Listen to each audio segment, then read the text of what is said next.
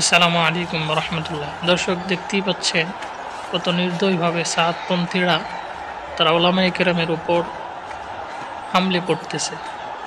তারা আমাদের 3 ভাইকে শহীদ করে দিয়েছে এবং আমাদের অসংখ্য ভাইদেরকে তারা আহত করেছে।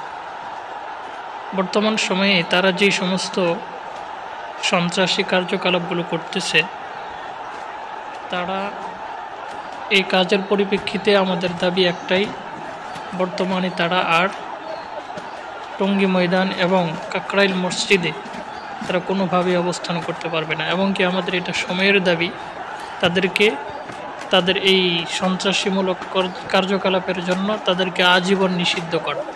তারা দাওয়াতে তাবলীগ হিসেবে তারা যেন কোনোভাবেই কার্যক্রম চালাতে না পারে, কারণ যাদের হাতে লাঠি সোঁটা তাদের দ্বারা দিনই কাজ মানায় না।